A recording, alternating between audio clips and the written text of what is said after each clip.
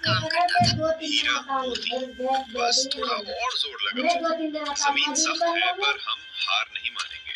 रहने दे सूरज, इन गायों को तकलीफ मत दे।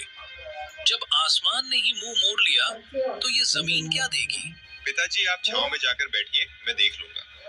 मिट्टी थोड़ी सूखी है, बस एक बार हल गहरा चला गया तो सब ठीक हो जाएगा। गहरा कैसे जाएगा, देख तो सही, मिट्टी में दरारें पड़ गई हैं। ये दरारें जमीन में नहीं, मेरे दिल में पड़ रही हैं। आप बस मैं हूं ना। माँ जरा पानी लाना पिताजी के लिए। धूप चूल्हे पर सूरज की कोमल सूखी रोटियां बना रही। भाई बेटा, ये लीजिए पानी। आप अंदर जाकर आराम क्यों नहीं करते? सूरज कर लेगा। क्या कर लेगा कोमल? जब जमीन ही मर रही हो तो बेटा क्या कर लेगा? सूरज इधर दया सागर रोज वो मोटरसाइकिल की आवाज मुझे रात को सोने नहीं देती। आने दीजिए उसे, मैं बात कर लूं। क्या बात करेगा? वो बच्चा है अभी, उसे बात करना नहीं आता।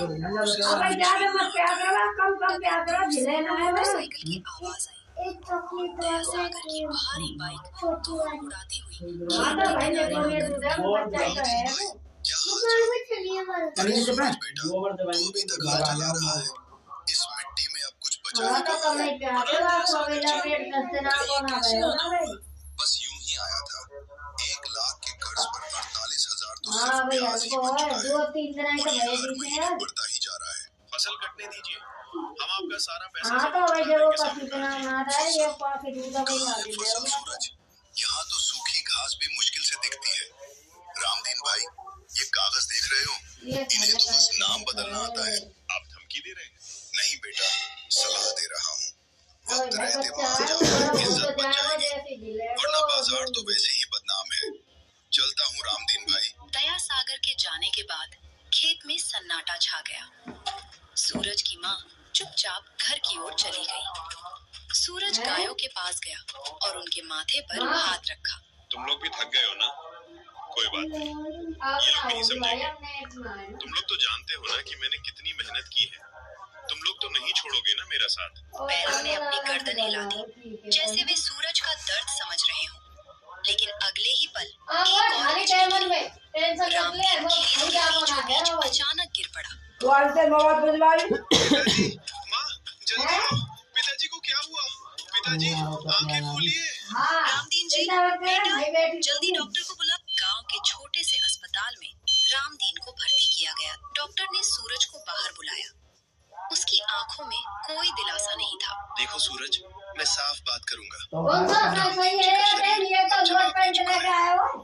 और ऊपर से ये मानसिक तनाव, अब ये कभी भी खेत में मेहनत नहीं कर पाएंगे। इन्हें पूरा आराम चाहिए। अगर इन्होंने दोबारा हल पकड़ा तो जान भी जा सकती है। लेकिन डॉक्टर साहब, हमारी जमीन खेती के बिना घर कैसे चलेगा?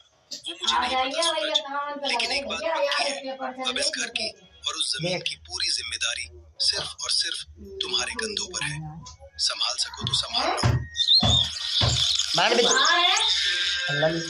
बाजार के बीचों बीच धूल उड़ रही थी। चारों तरफ शोर था, लेकिन सूरज के कानों में सिर्फ अपनी धड़कन सुनाई दे रही थी।